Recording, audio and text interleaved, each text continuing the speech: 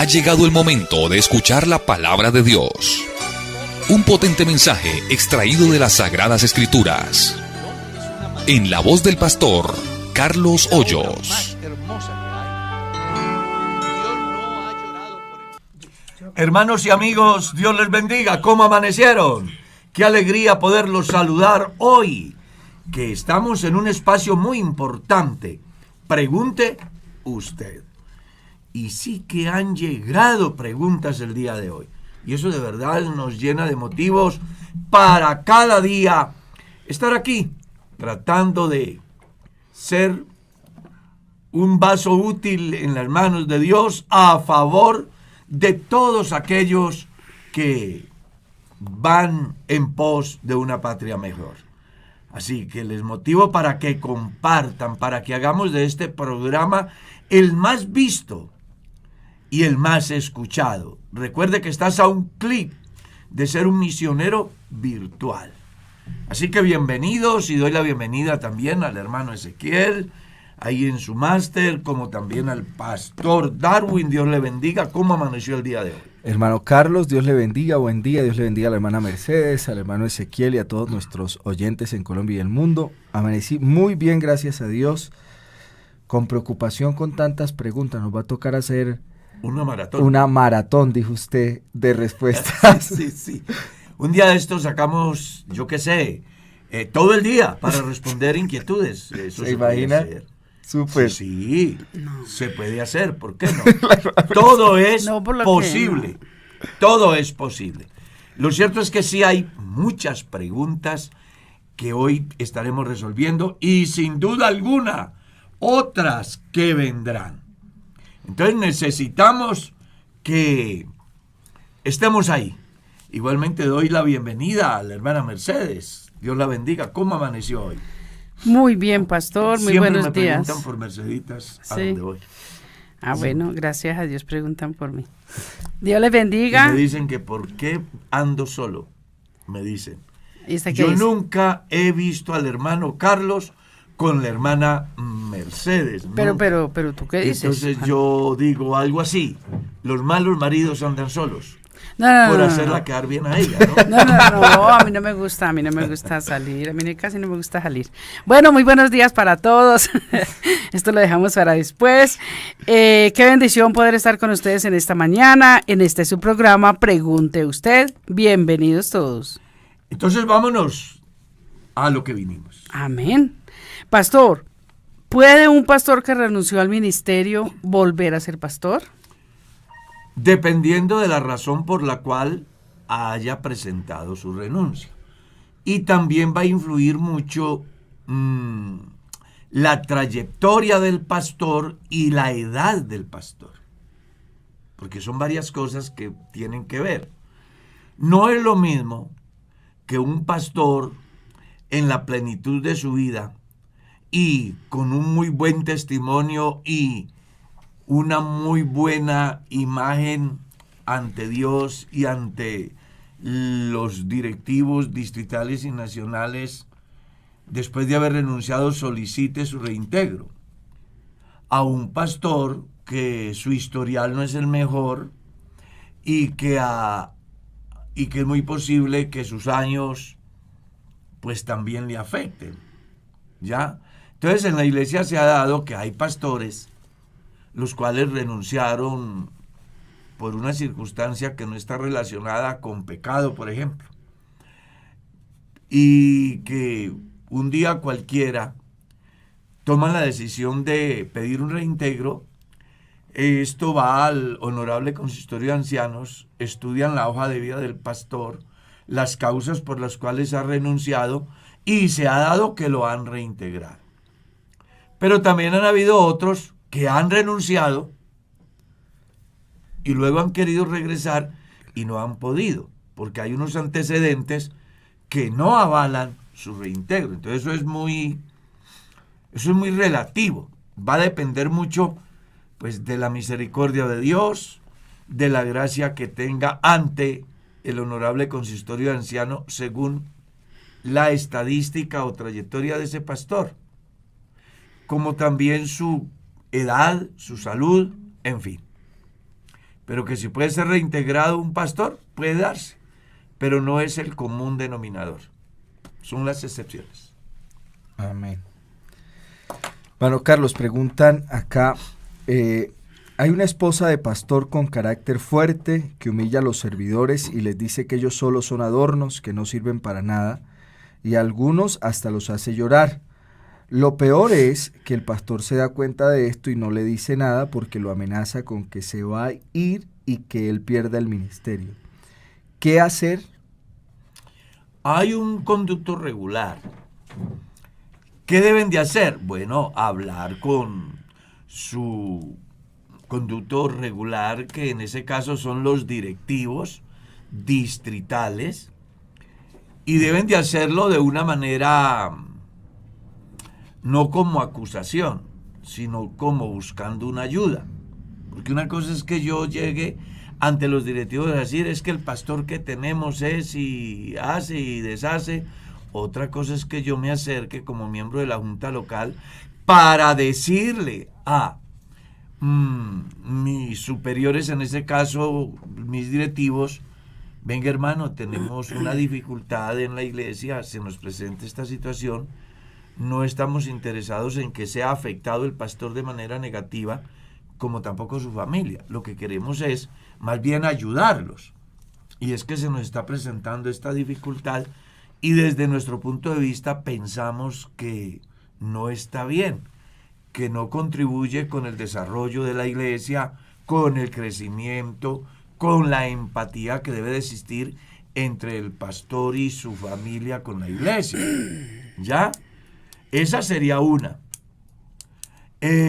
La otra, pues, si me preguntas que si está bien, pues eso está muy mal. Porque los pastores, según Pablo escribe a Timoteo, deben de estar en condiciones de gobernar su propia casa. Dice que el que no sabe gobernar su propia casa, ¿cómo cuidará de la iglesia de Dios? O sea que ahí, de alguna manera, al pastor sí le ha faltado. Tal vez por evitarse dificultades con su esposa, acepte tal comportamiento. Y, en tercer lugar, se me hace que la persona de la cual se habla, pues tiene un mal muy grande, que es la ingratitud.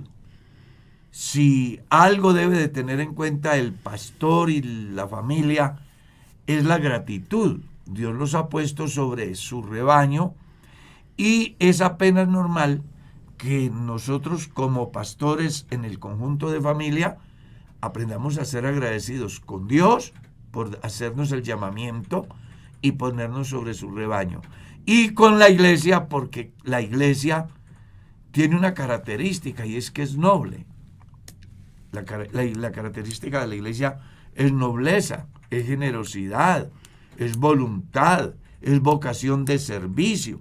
Entonces, pues creo que el deber de esta esposa de pastor es bajarse de la nube, entender que no es ama y señora, sino más bien una servidora, y los siervos no están en condiciones de protestar, de exigir, de reclamar, de cuestionar. Los siervos solamente están para servir. Jesús dijo, si alguno me sigue, sírvame, y donde yo estuviere, también estará mi servidor. Me parece que deberían de hablar con sus superiores para que ellos se sienten con la familia pastoral y los orienten. A veces los pastores llegamos al santo ministerio no con una muy buena formación y eso hace que cometamos muchos errores. Yo, en mi recorrido de pastor, tengo que reconocer de que al principio de mi ministerio cometí muchos errores, pero no porque yo quisiera hacerlo, sino porque no tenía la formación ni la información pertinente relacionada a lo que representa ser un pastor de la iglesia. Amén. Pastor, yo creo que en eso pues hay mucho que hablar porque uno se da cuenta de iglesias donde la esposa del pastor es la que gobierna. Y entonces a lo último ya los hermanos pues por no tener problemas se ubican en iglesias cercanas o... Claro, es que ese es el otro campo que también tiene que mirar su pastor. Y es que hoy día existe la bendición de que hay muchos lugares donde alimentarse espiritualmente. Entonces, si el pastor y su esposa, su familia, perdonen la palabra que voy a decir, no dan la talla o la medida, pues hay una iglesia vecina donde ellos se pueden sentir bien. Ahí le toca hacer un trabajo muy importante al pastor y la familia, buscando que, pues, en vez de que los cristianos se dispersen, más bien se unan en torno al proyecto de la iglesia local, liderada por el pastor y su familia. Ya. Me corresponde a mí. Bueno. Pastor, si uno tiene el llamado al ministerio, ¿se lo puede contar al pastor? Sí, Pues claro. creo que sí, si usted siente en su corazón que Dios le ha hecho un llamado, pues hay algunos conceptos. Algunos dicen que si Dios me llama, yo solamente tengo que esperar. No. Pero la verdad es que También hay que puede actuar. ser sí, pero también puede ser no. Porque no todos los pastores tenemos la misma visión de esparcimiento del evangelio y de posibilidades en otras personas para que ejerzan un ministerio que a lo mejor a la iglesia en el momento le esté haciendo falta en algún lugar.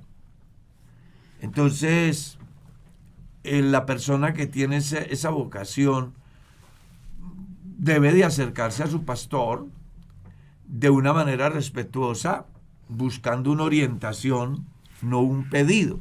Porque una cosa es que yo me acerque y diga, hermano, vea, yo quiero ser pastor. Ujú.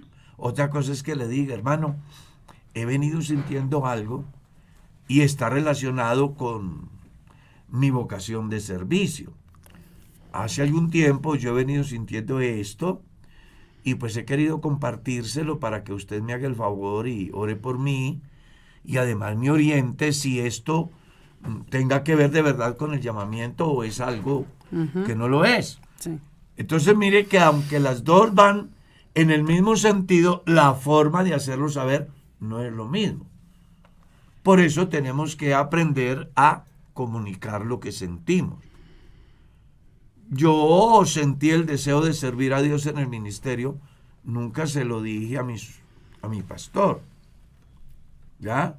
Simplemente había una iglesita que cada que faltaba el pastor porque lo trasladaban o lo suspendían o lo destituían, pues me mandaban a mí. Y un día se cansaron los directivos de estar mandando pastor a ese lugar. Entonces simplemente dijeron, vea, lo que hay que hacer aquí es que el hermano que va siempre a hacer esos reemplazos, definitivamente, pues se quede allí. Entonces el pastor a donde yo asisto me dice, vea, el supervisor dijo que usted se quede en ese lugar, que no van a mandar más pastor para allá. Entonces nosotros nos dijeron eso el domingo en la noche y al lunes arrancamos. A nosotros no nos hicieron despedida ni posesión, nada. Simplemente a este lugar y así comenzamos. Pero Dios, que me había hecho ese llamamiento y yo lo sentía, pues ese día lo confirmó. En la Biblia aparecen diversas formas de llamamiento. Una cosa es el llamado que Dios le hace a Moisés, otra cosa es el llamado que Dios le hace a Samuel. Son totalmente diferentes. Si usted observa, nadie tuvo que recordarle a Moisés el llamamiento, Dios mismo. Pero a Samuel sí fue necesario que se le confirmara a través de su superior inmediato, que era el sumo sacerdote Elí. Entonces, aquí no siempre el llamamiento que Dios le hacía a un hombre al ministerio será exactamente igual. A Saulo lo llamó en una circunstancia y un momento muy diferente a la forma como llamó a Pedro y Andrés, por ejemplo. Pero si es bueno expresarlo, si es bueno Claro, decirlo. es bueno que se acerque a su pastor, Claro. porque a veces el pastor puede tener un concepto muy diferente. Y el que usted se acerque Exacto, le puede sí. ayudar a él a disipar su inquietud. Amén. Amén, hermano Carlos. Voy a hacer una pregunta que enviaron al CIC. Bueno, vamos a intentar resumirla. Es una epístola. Sí, mandan ahí. larga. En relación con la enseñanza del domingo, la persona plantea que su pareja hace una interpretación, considera ella errónea, porque él le falla a Dios, pero entonces considera que Dios siempre lo va a perdonar. En este caso, infidelidades. Ella dice que considera continuar ahí por conservar su hogar y guardar la esperanza que en algún momento él va a cambiar. Refiere pues que su esposo siempre cree que Dios le habla a otras personas, pero nunca a él. Entonces quisiera saber si es cierto lo que él dice acerca de que Dios siempre lo va a perdonar a pesar que él hace cosas indebidas ante la presencia de Dios, porque él luego ora y pide perdón, pero siempre cae en lo mismo. Esa es como una primera pregunta. Y la segunda es si está mal que ella piense en algún momento en separarse. La mejor respuesta la tiene la Biblia. Leas el capítulo 10, el verso 26 de la carta a los Hebreos.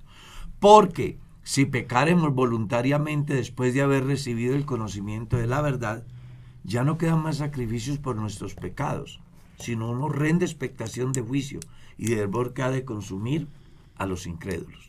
Entonces, las personas no pueden justificar su pecar bajo el concepto de que Dios es bueno y Dios me perdona. Eso no es así. El hecho de que la Biblia diga, hijitos, estas cosas os escribo para que no pequéis, pero si alguno hubiere pecado, abogado tenemos para con el Padre a Jesucristo el justo. En ninguna forma la Biblia está permitiendo que el pecado se practique de una manera deliberada. No, porque se convierte en pecado voluntario. Y cuando las personas pecan voluntariamente, pues están haciendo de que la obra de Jesús no tenga eficacia en su vida en el campo de su restauración espiritual. Si usted mira el verso 27 del capítulo 10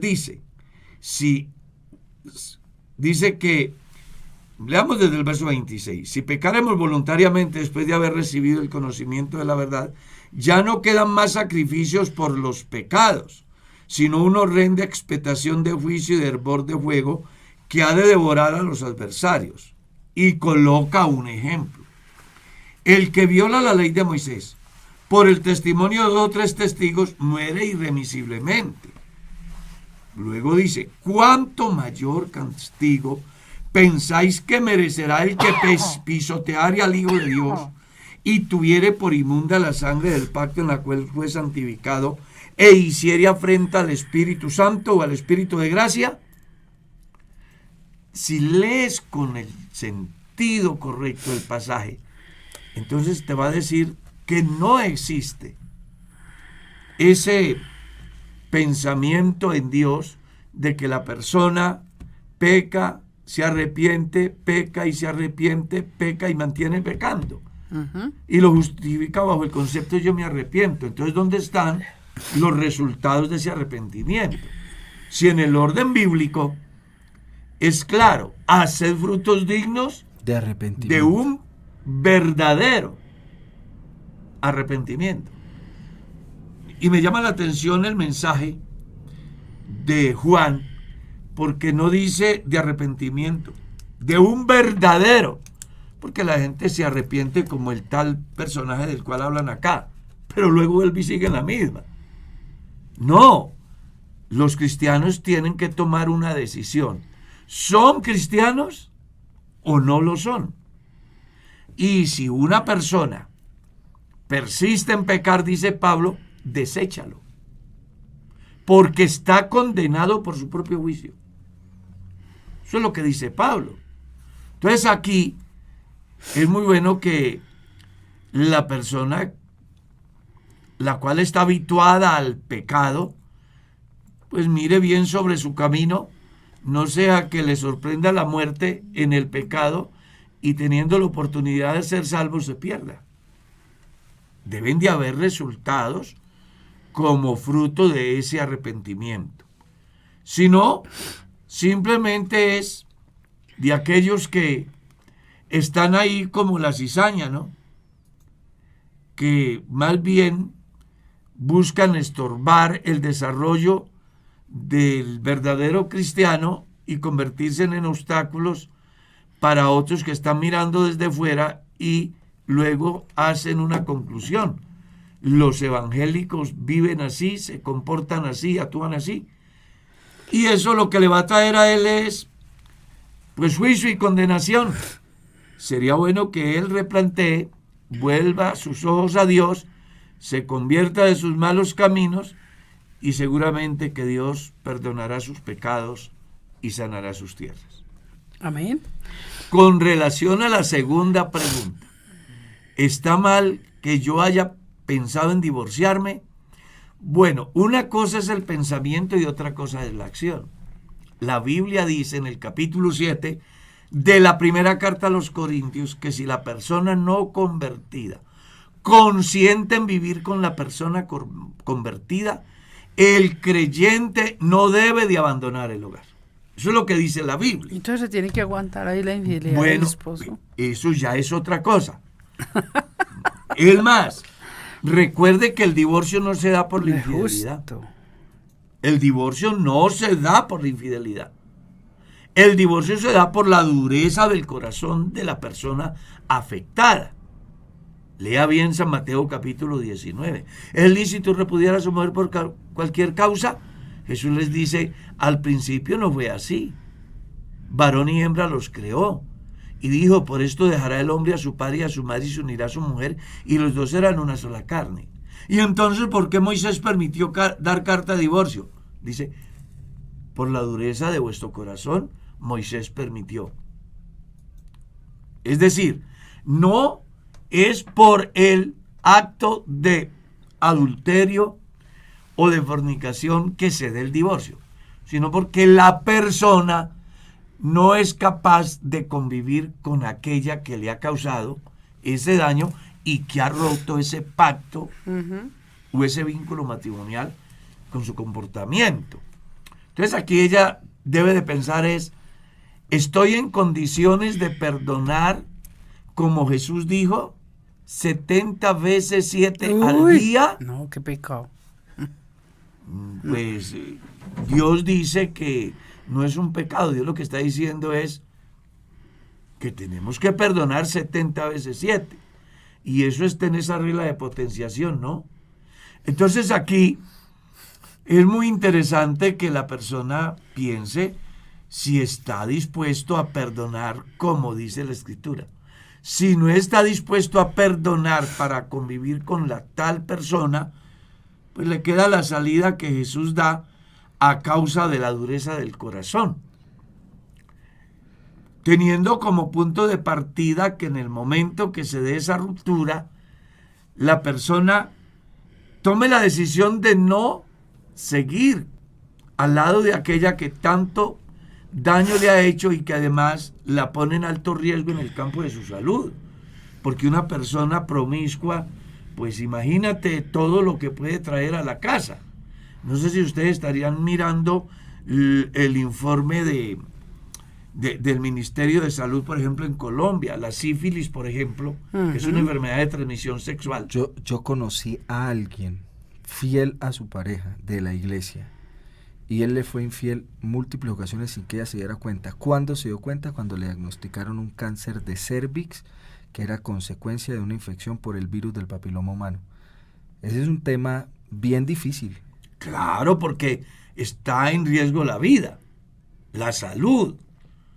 Entonces aquí hay que poner cuidado. Una persona promiscua pues puede traer muchas cosas malas a la casa y de pronto la esposa por no negarse, lo acepte y al final termine siendo víctima de un virus que le puede causar la muerte. Entonces, en ese caso, si la persona está en condiciones de convivir con él, lo que debe hacer es exigir preservativos. Por ejemplo. Por ejemplo.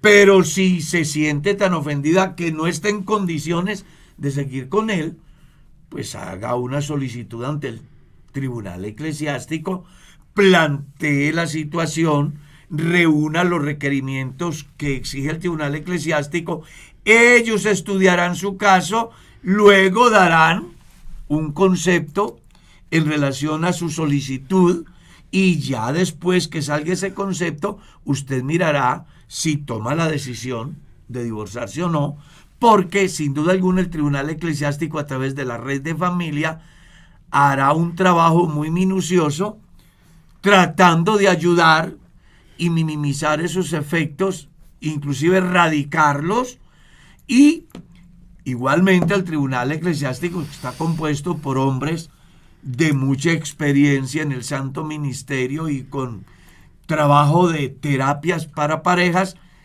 les harán un aporte lo suficientemente interesante como para que las cosas se solucionen. En caso tal de que a través de ese proceso no se dé, lo más seguro es que el tribunal emitirá un concepto que en su caso es muy posible que salga a su favor. Y de ser así, pues usted no perderá ninguno de sus derechos eclesiásticos.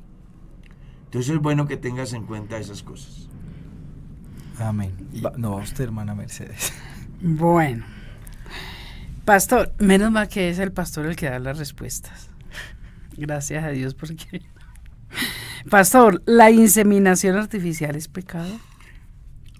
En la Biblia no aparece la palabra inseminación. ¿Ya?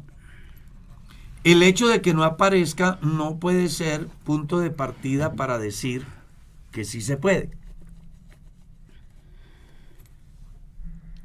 Voy a colocar un ejemplo. Yo voy por la carrera Búsquela y me encuentro con la calle Encuéntrela y hay un semáforo. No existe ninguna prohibición. Y yo la cruzo. En esa me sale el agente de tránsito. Me hace orillar y me dice, ¿usted por qué hizo ese giro ahí? Yo le digo, es que ahí no está prohibido. Y él me dice, tampoco está permitido. Como es la autoridad, ¿qué pasará? ¿Quién ganará? La autoridad. La autoridad. Dios tiene un orden a través del cual se da la reproducción humana. Él, en su conocimiento anticipado, ha establecido un orden, el cual los seres humanos debemos de respetar.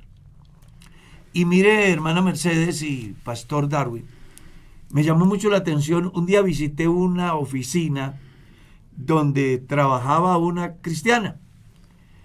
Ella dijo palabras así como esta: hermano Carlos, yo no quiero casarme, pero sí quiero tener un hijo.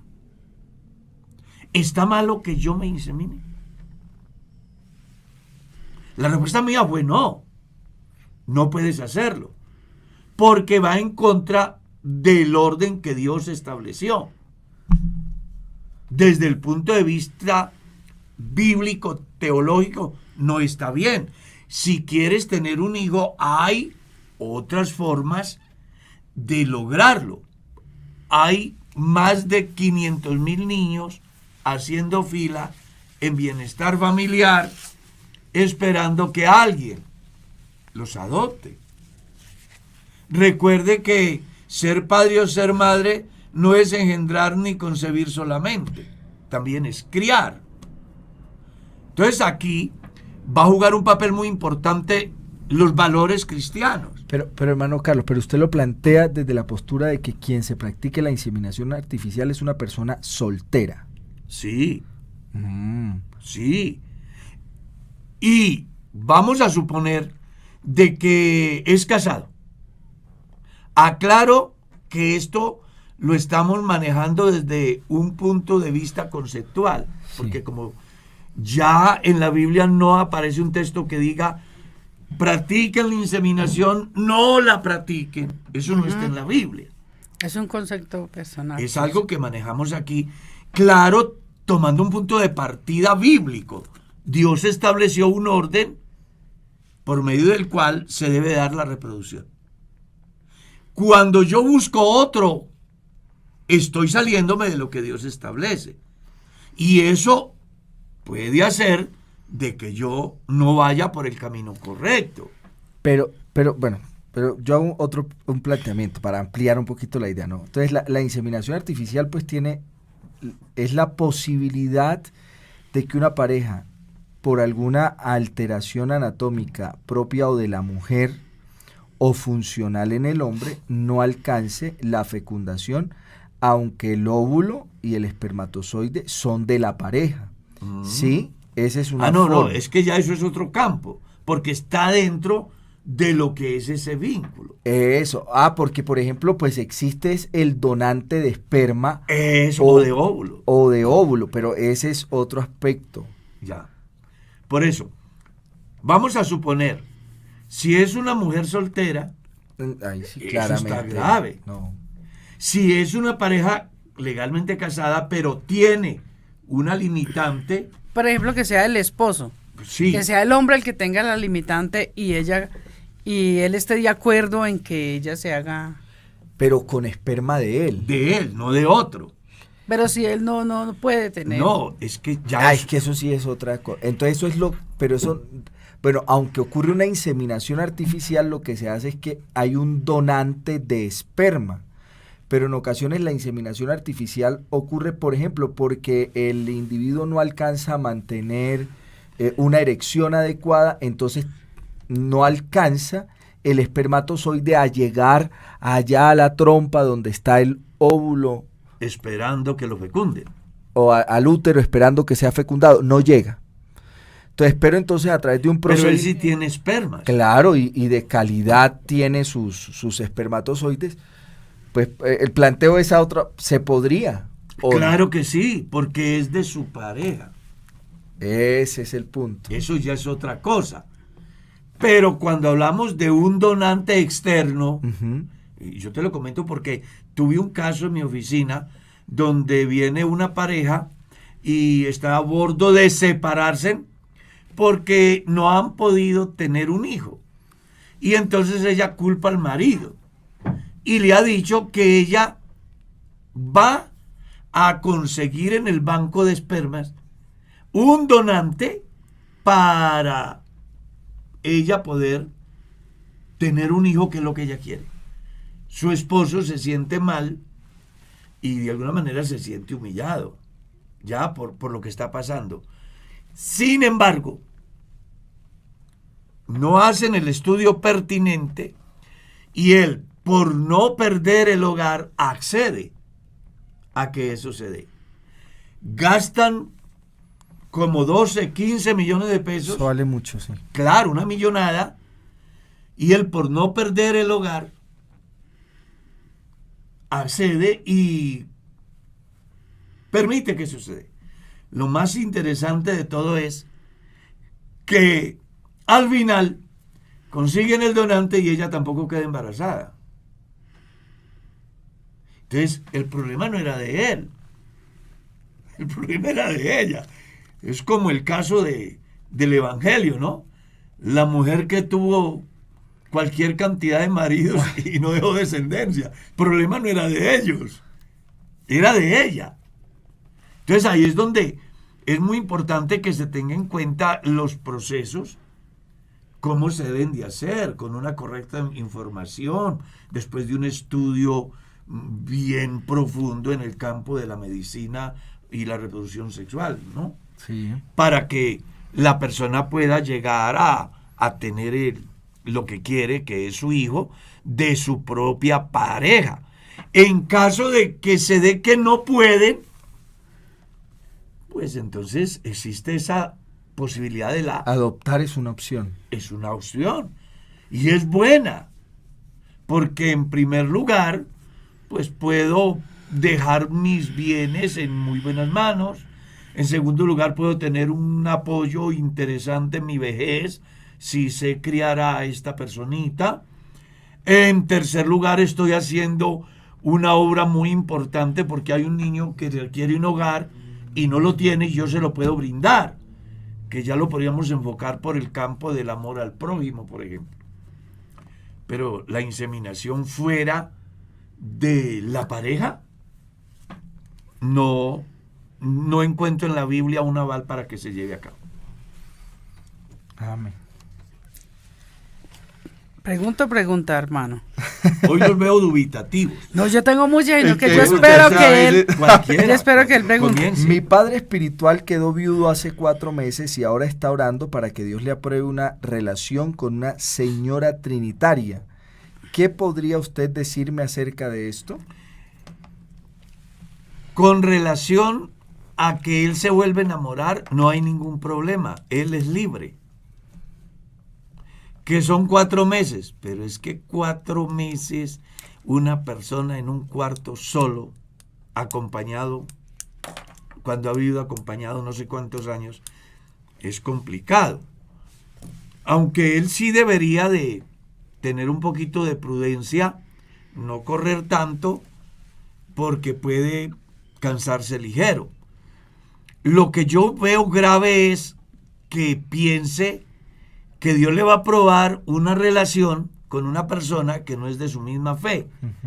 Pues él debe de saber desde el punto de vista bíblico que Dios dice, no os unáis en yugo desigual con los incrédulos.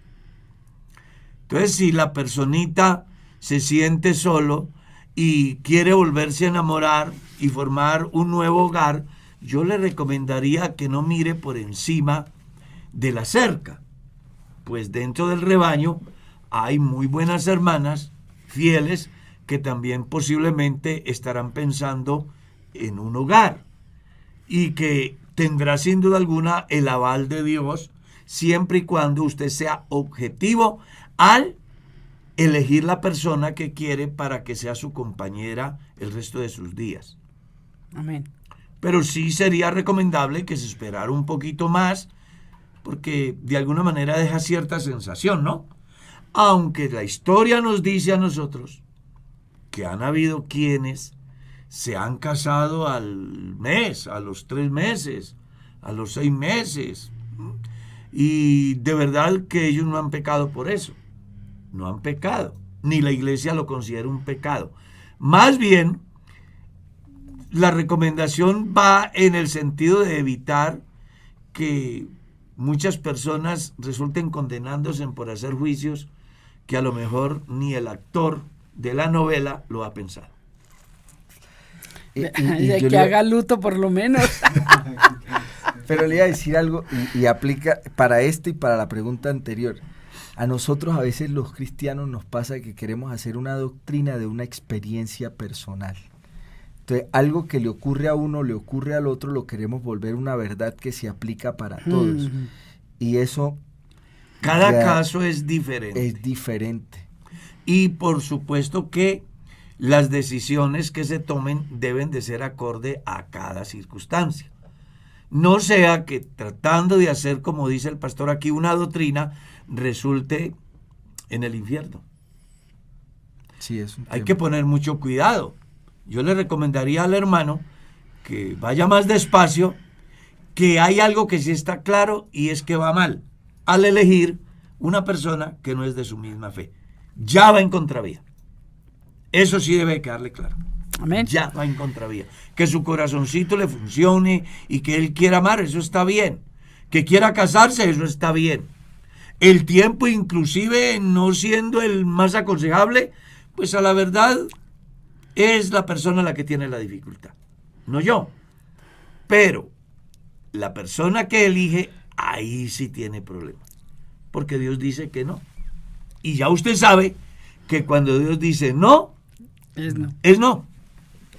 Pastor, es tan amable y me explica 1 Corintios 15, del 24 al 28, donde dice que el Hijo entrega el reino. Pues el pasaje está hablando acerca de la resurrección. Si usted lee en el capítulo 15, es la apología de la resurrección de Exactamente. Jesucristo. Es el texto más prominente Exactamente. sobre el tema. esa es la parte esencial del capítulo. Y el texto que la persona menciona es el versículo 27 y 28. Si lees bien el pasaje, está mostrando la razón de Jesús en persona en la tierra. Recuerde que el Hijo no es coexistente con el Padre. El Hijo tiene un principio y tiene un fin, refiriéndonos a la persona de Jesús. ¿Cuándo tiene el Hijo principio? Cuando es engendrado, cuando es concebido. ¿Cuándo tiene el fin? Cuando cumpla el proyecto para el cual Él ha venido. ¿Cuál es el proyecto de Dios en la persona de Jesús? Redimir a sus hermanos. Y una vez que redima a todos sus hermanos, el oficio de hijo termina y asume la naturaleza divina para que se cumpla lo que está escrito en el Evangelio. Cuando Él le dice a los judíos, ¿y qué si el Hijo del Hombre vuelve al lugar a donde estaba primero? Jesús les está diciendo que hubo un pasado en Él que no era exactamente el mismo del presente, porque en el pasado Él era Dios en esencia, en espíritu, pero que a causa de los humanos tomó la condición humana hasta que cumpla el proyecto de Dios en el campo humano para con los humanos. Y una vez que el proyecto de Dios de la redención para los humanos se cumpla a perfección en la persona de Jesús, el Hijo mismo se sujetará al que le sujetó a Él todas las cosas para que Dios sea todo en todos. Es decir, asumir la naturaleza divina de la cual Él siempre fue, pero que a causa del hombre se despojó a sí mismo, tomando la condición de hombre, ubicándose como siervo, fue obediente hasta la muerte y muerte de cruz, con una diferencia de los siervos, y es que a los siervos los humillan. Él se humilló a sí mismo. Entonces, ¿qué es lo que está diciendo el pasaje? Que Jesús, en su condición de Salvador como Hijo, tiene un punto de partida y un punto de llegada. ¿Cuándo es el punto de partida? Cuando es engendrado. ¿Cuándo es el punto de llegada? Cuando haya salvado al último hombre. Una vez que esto se dé, entonces Él asume lo que siempre fue, su esencia. Dios es espíritu. Amén. Pastor. Amén. Hermano Carlos, en la congregación hay un hermano que siempre que habla dice, esto Dios me lo dijo, pero hay cosas que mencionas que no se conforman a lo que la Biblia dice. ¿Por qué dice que Dios le dijo y se equivoca? Porque le pasa lo de los señores que viven haciendo alarde de la famosa revelación, del famoso profeta, del famoso apóstol, que es la herejía más grande que ha surgido en el último tiempo, entre comillas, cristianismo. ¿Está claro? Vea, en el año 2019, una de esas profetas que tienen esa lengua que parece víboras, comenzó a profetizar por las redes sociales. Que yo te profetizo que el 2020, que es el año de la abundancia, de la prosperidad, de la salud, que haga la siembra, porque ya Dios me habló, Dios me dijo. ¿Y qué pasó en el 2020? Todo cristiano que esté afectado por esa corriente filosófica está descontextualizado de lo que Dios enseña. En el tiempo del profeta Jeremías se levantó una corriente que hacía algo similar. Dios me mostró, Dios me habló, Dios me dijo. ¿Y sabe qué le dijo Dios al profeta? Ve y dile a tales profetas que dicen que yo dije que dijeran, que yo no dije que dijeran. Que no sea mentiroso. No dije nada. Entonces, aquí lo que ustedes como cristianos deben de aprender, y perdonen que vaya más allá, tienen que aprender, si es que quieren ser salvos. Porque si no quieren ser salvos, vivan de cualquier manera. Pero si quieren ser salvos, tienen, no es si quieren, tienen que aprender a creer a Dios como dice la Escritura.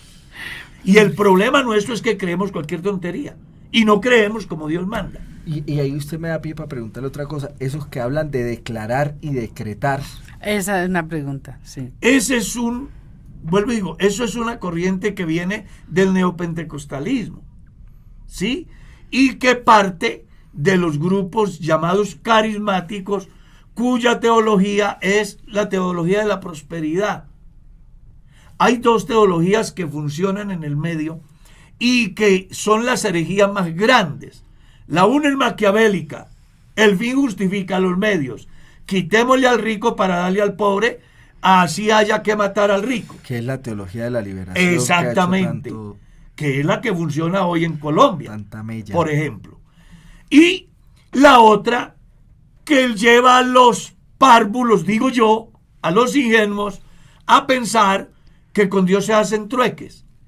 Y resulta que con Dios no se hacen trueques. La salvación no es por obras. La salvación no se compra. La salvación no es un negocio. La salvación es un milagro que fue hecho en la cruz por nuestro Señor Jesucristo, y que de ahí para acá Él dice, lo único que tienen que hacer ustedes es tomar una decisión, porque lo que necesitaba para la salvación ya fue hecho.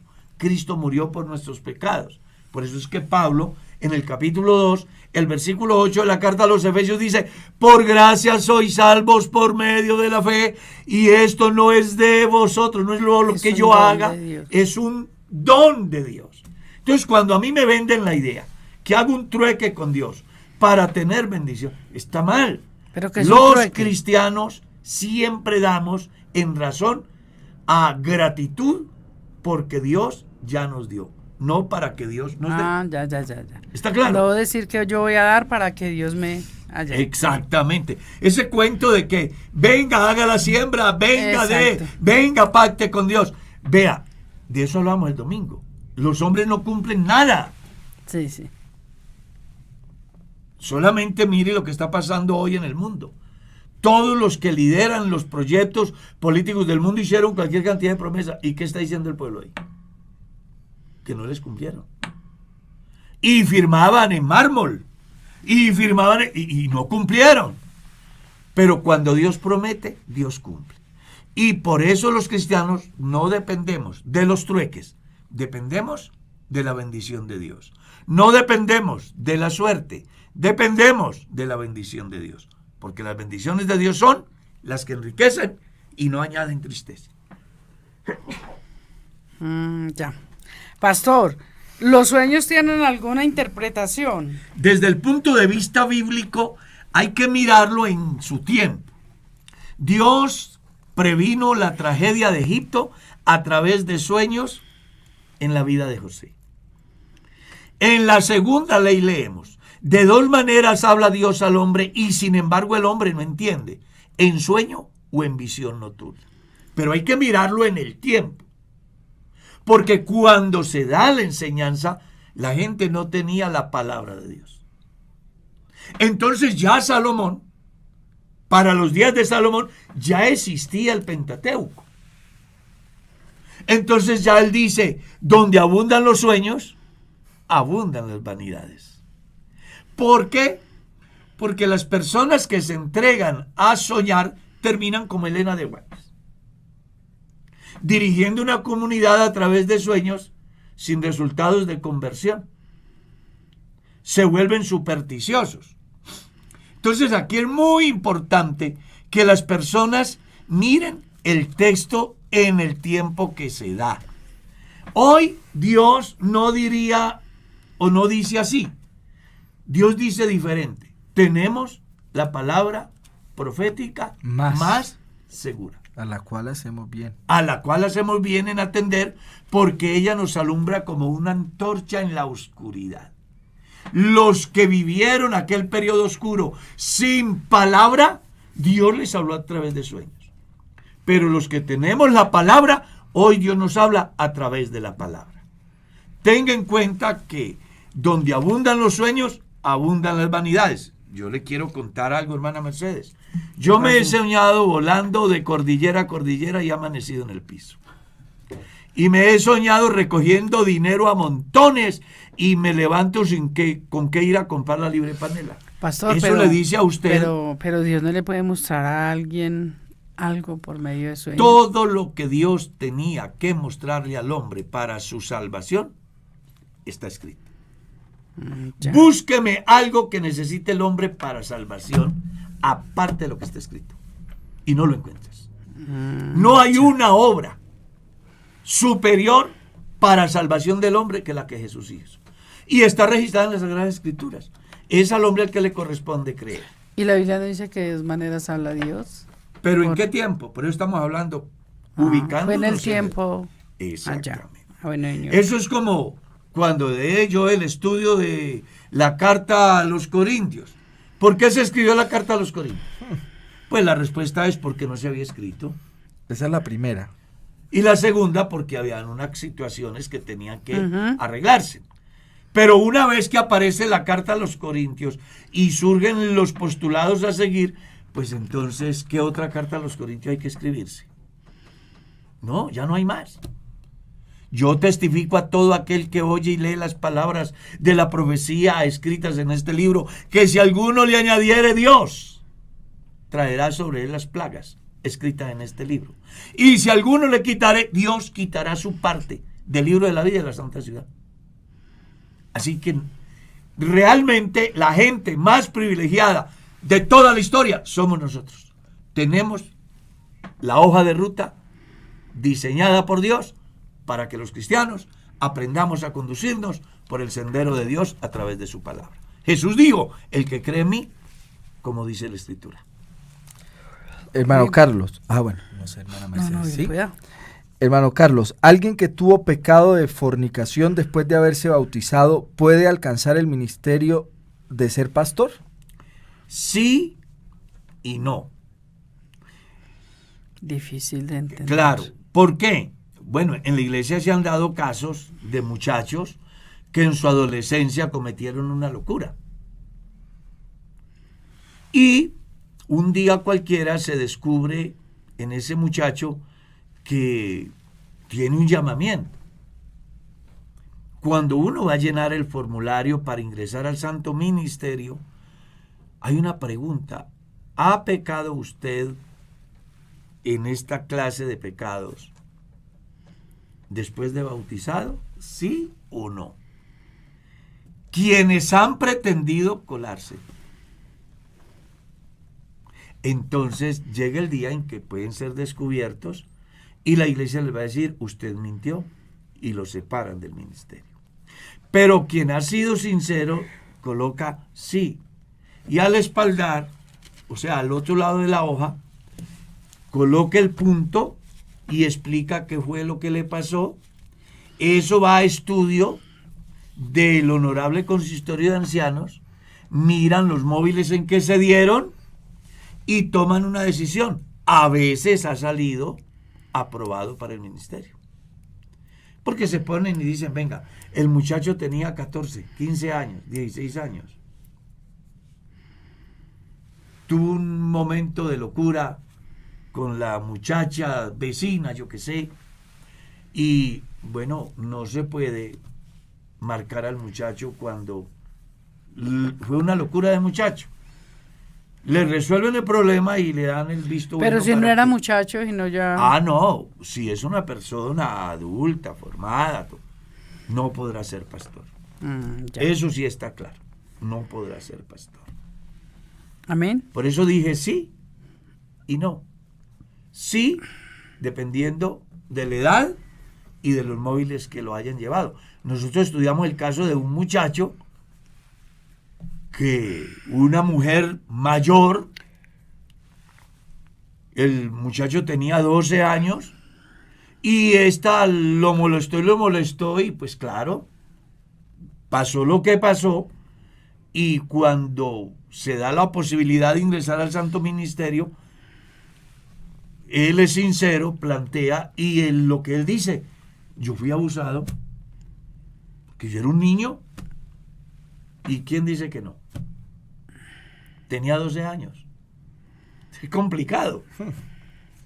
Por eso la iglesia tiene esos filtros buscando que las personas que ingresen al Santo Ministerio sean personas que realmente reúnan los requisitos demandados por Dios a través de Pablo en la carta a Timoteo. Amén. ¿Podemos seguir? Sí, hagamos otra pregunta. ¿Cómo obra el Espíritu Santo en la regeneración del hombre en el cuerpo, alma y espíritu? El Dios de paz os santifique por completo en todo vuestro ser, espíritu, alma y cuerpo. Eso es lo que Pablo dice en la primera carta a los tesalonicenses. Sí. Pablo, escribiendo en la carta a los corintios, dice: amados, puesto que tenemos tales promesas, limpiémonos de toda contaminación de carne y de espíritu, Perfeccionando la santidad. perfeccionando la santidad en el temor de Dios. Entonces, ¿cómo comienza? Según Romanos capítulo 12, habla acerca de la renovación de la mente. Porque cuando la mente del hombre cambia, los resultados cambian. Por eso lo primero que Dios hace en el ser humano no es quitarle el ídolo de la pared, sino de acá. Sí, sí, sí. ¿Está claro?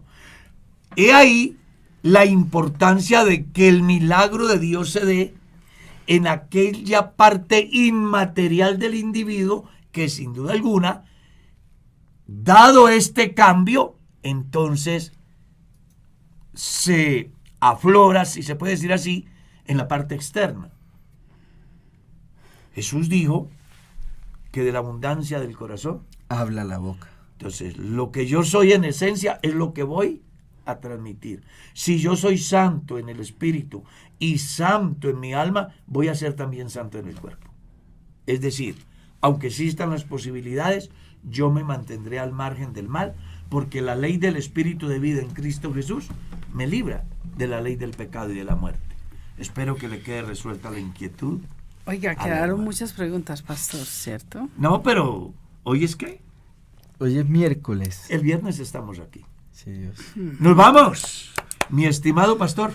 No, hermano Carlos, muchas gracias, que Dios le bendiga. Dios bendiga a la hermana Mercedes, a Ezequiel, a todos nuestros oyentes, que terminen de llegar bien a sus trabajos, a sus estudios, a todos. Y que sigan conectados ahí. Sí. Sí, porque pueden compartir y pueden volver a ver el programa cuantas veces quieran. Les recomiendo que hagan apuntes, les recomiendo que profundicen más, que se despierten muchas más inquietudes, para que no andemos como los caballos que los ponen a alar una zorra. ¿Ya? Que tengamos la capacidad de ver las cosas de una manera muy objetiva. Hermana Merceditas, nos vamos. Sí, pastor, estoy copiando una antes de que me vaya. Bueno, pero ojalá vamos a resolver después. ¿Por qué David pecó después de ser elegido por Dios? Vea qué importante esa pregunta. Dios les bendiga, mis hermanos. Fue una alegría haber podido estar con ustedes allá, cada uno en su casita, viajando. Bueno, donde estén, que el Señor Jesucristo les bendiga, les guarde. Y será hasta el próximo viernes con la ayuda del Señor Jesucristo. No sin antes decirles a todos los hermanos de la Iglesia del Boyacá Real que tenemos una gran vigilia el próximo viernes a las 6 de la tarde, de 6 a 9 de la noche. Vamos a estar allí llenándonos de la presencia de Dios, que es nuestra mayor necesidad en este tiempo. Amén. Que el Señor Jesucristo les bendiga y les guarde. Agradecer también al pastor, a Merceditas y al hermano Ezequiel por hacer parte de este equipo. A todos ustedes por estar pendientes de este programa. De mi parte, gracias. Dios los bendiga. Feliz día.